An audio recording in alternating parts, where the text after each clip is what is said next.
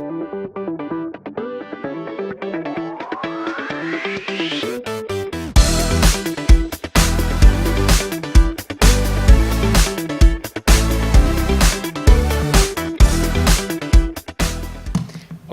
so my name is Mohamed Yahya, and I come from the Max Planck Institute. However, this is work I did last year during an internship at Google in California. So the other three authors are all from Google Research. And today we will talk about fact extraction, but specifically when the center of the fact is a relation that's a noun. So why do we care about nouns? So let's say you want to ask for a list of Obama's advisors. You would actually ask for a list of Obama's advisors, and you would not say Obama advised by and expect something to, it's probably more of an auto-completion scenario, but that's not really the kind of query you want to give. So nouns are very essential, especially when you want to express relations and you want to ask about factual queries. So the same case, you would also ask about birthplace, not was born in. So, and this changes how people think about relations, that usually relations are verbs and nouns are just the arguments of these verbs. Nouns are very important as attributes. So even in knowledge bases like DBpedia or Freebase, the vast majority of the relations are nouns, not verbs. So this is a snapshot of Nicolas Sarkozy's Freebase entry. And since my pointer is not working, I have to move. So this here says date of birth. And everything else here is pretty much a noun as the relation. So it's connecting Nicolas Sarkozy with a date or with a city in the case of place of birth and so on. So nouns are very important as relations. And then, okay, assuming you can actually answer for the relation, what do you hope to get? So if you talk about, if you ask for Sarkozy's ex-spouse, then you hope to get these two ladies. So Nicolas Sarkozy is an entity.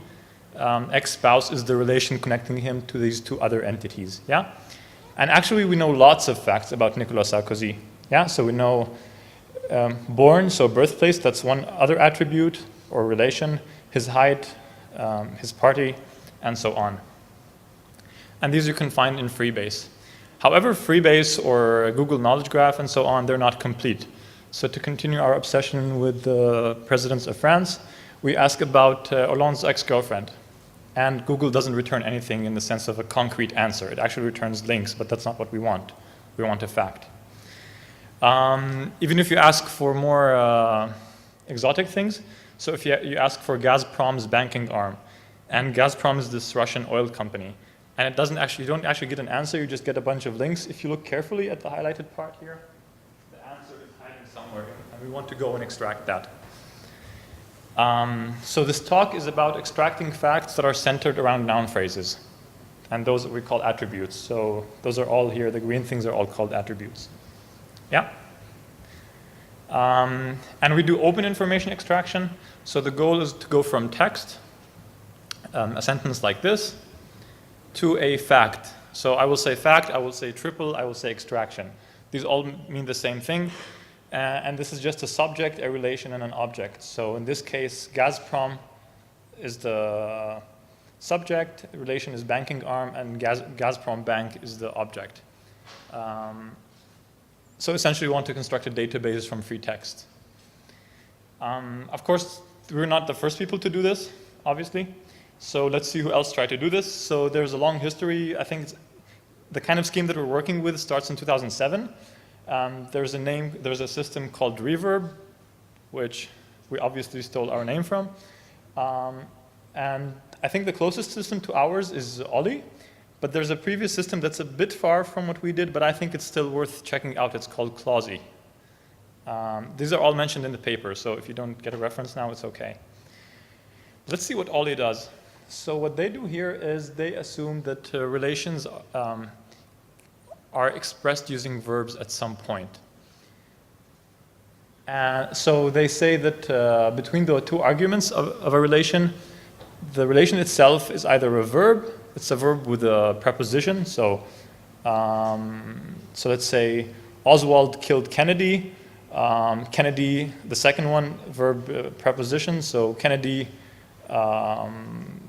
died in Dallas. And then the third one is Kennedy or Obama is president of the US. And then they use this for bootstrapping more facts. This is, however, problematic. You cannot always assume that your relations occur within bigger verb phrases. So if you use the Ollie scheme for extraction, you end up, and this is in a really large corpus, you end up not extracting facts for all of these attributes. So this is Ollie, this is the previous state of the art. Whereas ReNoun, our current system, can do this. Let me just stress, if there's anybody from the Ollie group, we're not hitting on you. So this is just complementary. We do not do verbs. So this is a complementary system. Yeah? So actually, ReNoun targets these lower set of attributes. And the reason is also that the top ones, and we will come to formalize what this means. So these top ones, usually you can find them in a knowledge base like Freebase or DBpedia or Yago. So they're not the interesting ones. The interesting ones are the ones that we actually miss, and we don't have any current structured source for getting them. And we will call the ones that we already have a fathead and the long tail, and this is not just the name. So essentially, we take how often they show up in a query corpus. So the fathead shows up a lot, and it's composed of 218 attributes. But then, if you just count the number of the number of queries, and you split in half, then the other 60K contribute for another half of the queries that you get. So individually, they're probably not very important, but as a whole, they constitute a big part of the queries that you want to answer. This is if you're in a search engine setting. Okay?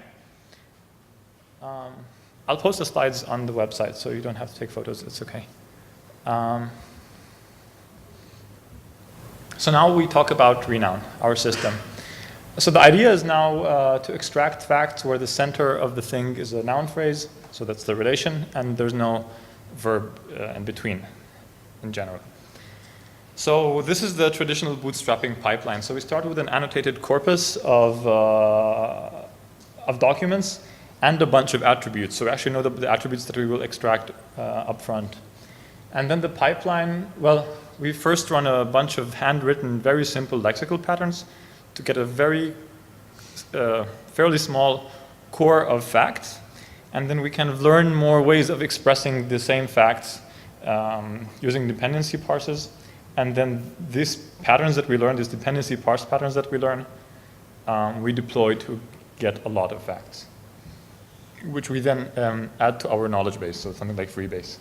And finally, because, so before we add them to our knowledge base or use them in some other application, we assign scores to our facts, because obviously there will be noise involved. So the hope is that your score, so the higher something scores, then the less likely it is to be noise.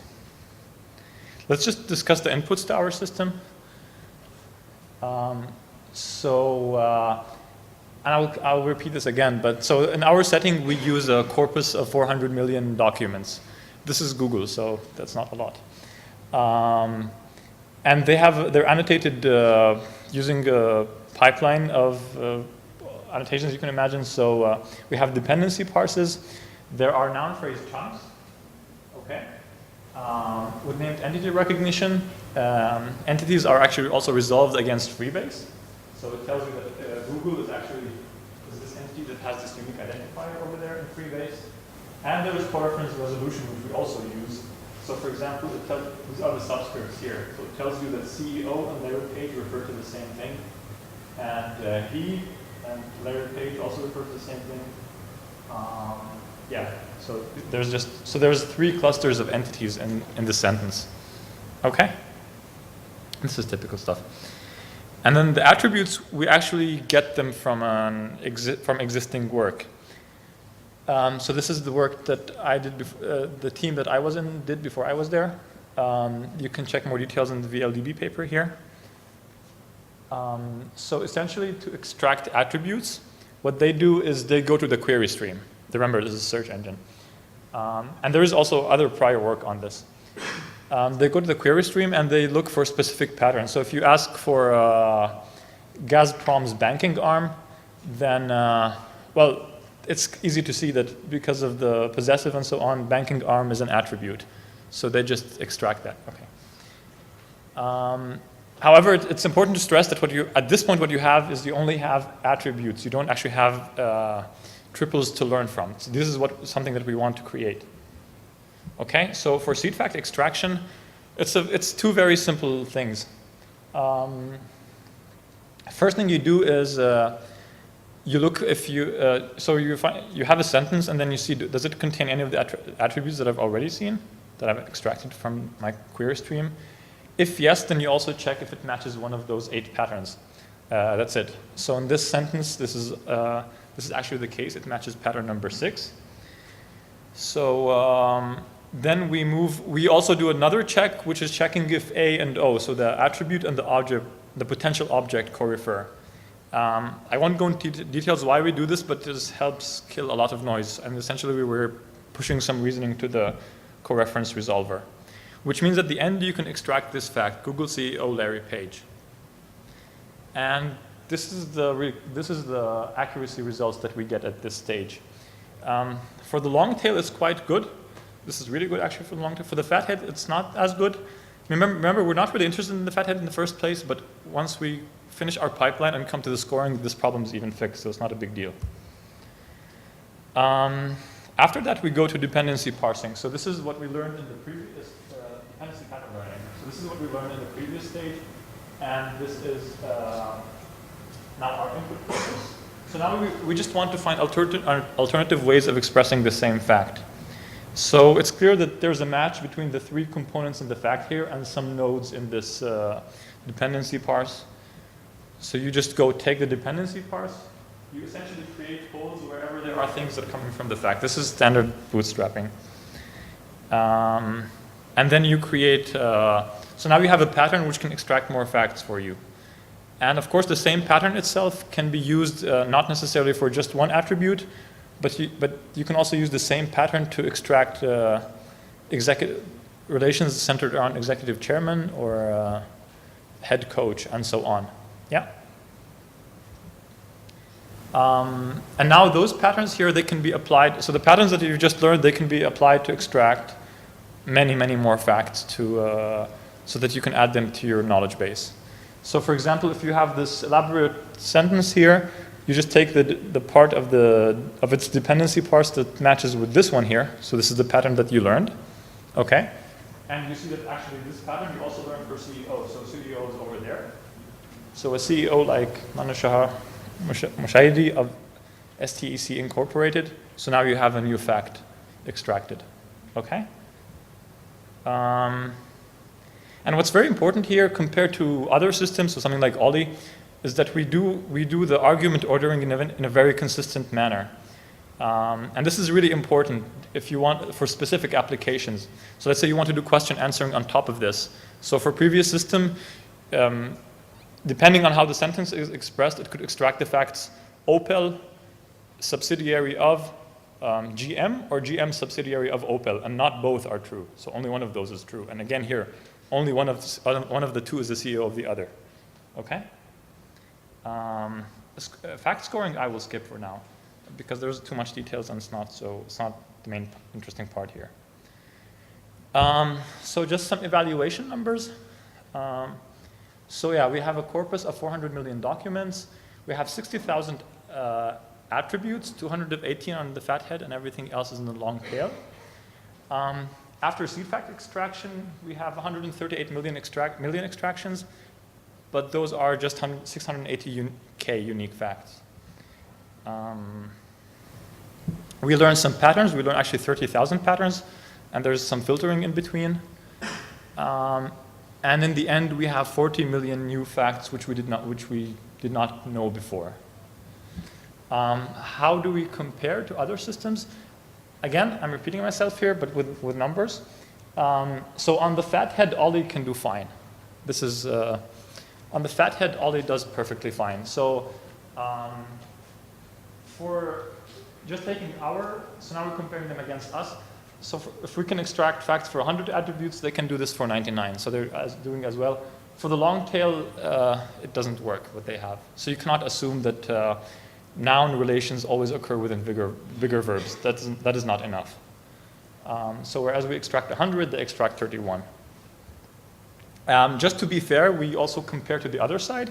So we see, we just randomly sample a bunch of attributes for which they have extractions, and we see for how many can we manage. We managed for 48, so that's not good, and we have to explain why. So 25 of the 52 attributes that are missed, so 100 minus 48, those were not in our repository of attributes, so this is kind of outside this work. The other things is that some extractions are kind of weird, and I'm not sure if you want to get them or not. So this is, I mean, now this is tricky territory. So if you say Obama's citation of the Bible, I'm not sure if you actually want, maybe you want something like Obama cited the Bible, but then the fact here extracted would be Obama cite, in the sense it's like saying Obama is a citation of the Bible, and that's not correct. So, so even the parts that we miss, I think it's quite okay. I'm happy that we missed them, to be honest, yeah. Finally, some precision results of our system. So again, I said we do scoring. So we take our facts and just sort them in terms of score.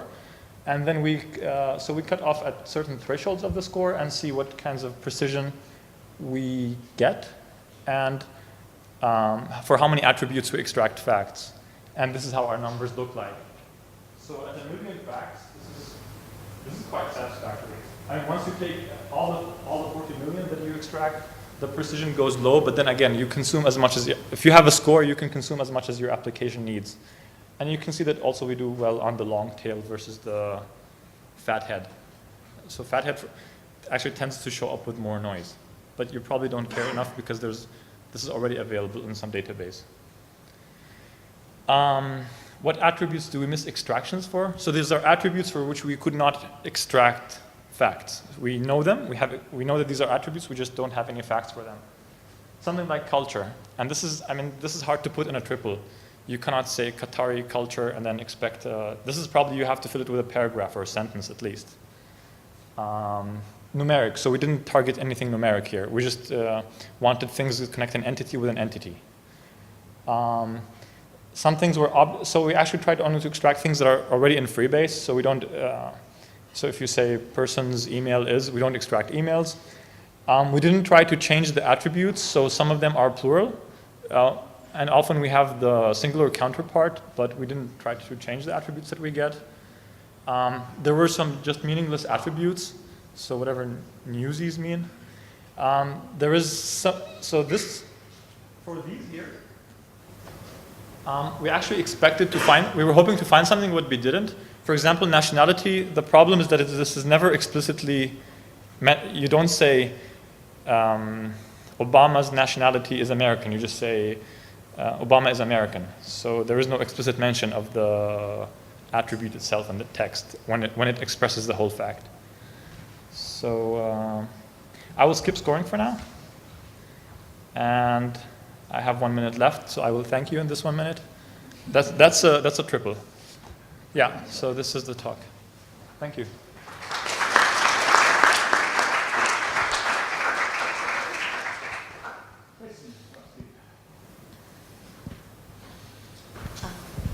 Yeah, thanks. I have two questions. The first one is, you extract a bunch of facts, but how do you detect the duplicate ones? How do you the duplicate ones? Yeah. So actually, duplicates are good. We do, okay.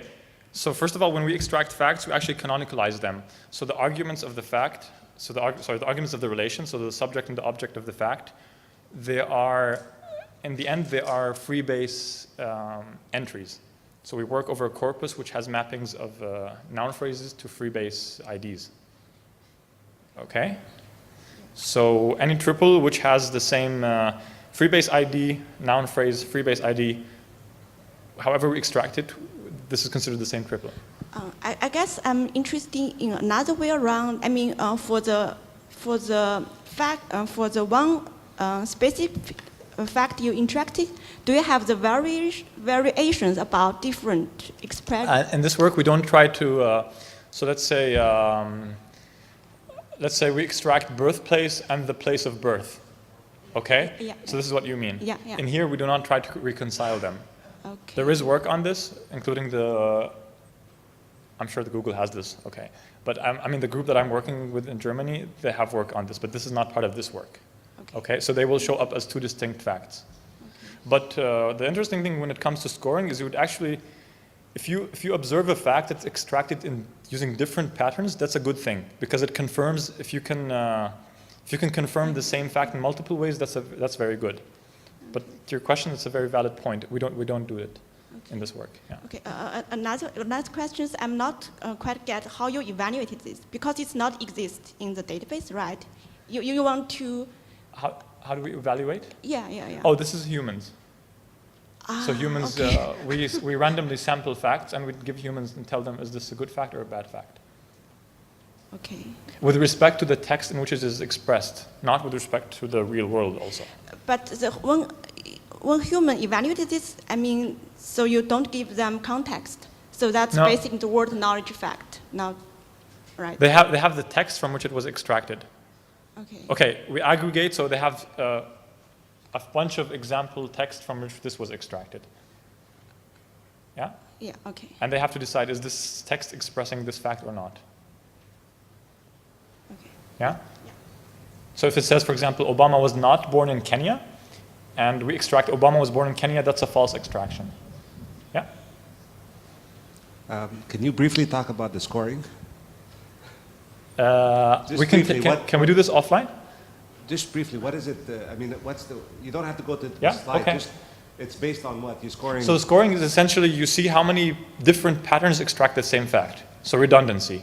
So if I see the same fact extracting multiple ways, I say, oh, that's good because I have multiple ways of confirming it. So you see each pattern as a different witness for but you also weigh your patterns. So you have a way of assigning confidence to distinct patterns based on something, and we can discuss this offline because this will take time. Yeah. So it gives you an idea of actually which fact is really the fact. Yes. Yeah.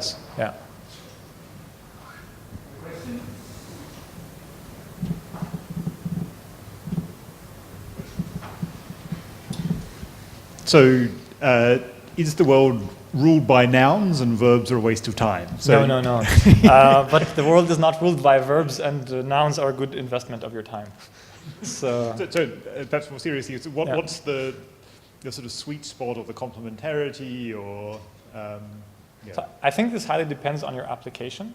So for example, other than doing this, I do semantic parsing or question answering depending on how you see it. And there, nouns are as important as verbs for answering people's questions. However, most of the resources so essentially dictionaries that you use to go from the question to the underlying semantic resource you want to map to, only have verbs. Not only, but often. And nouns are often missing. So this is a very underappreciated thing. Sure. Yeah. One final quick question. Do we have our fourth speaker?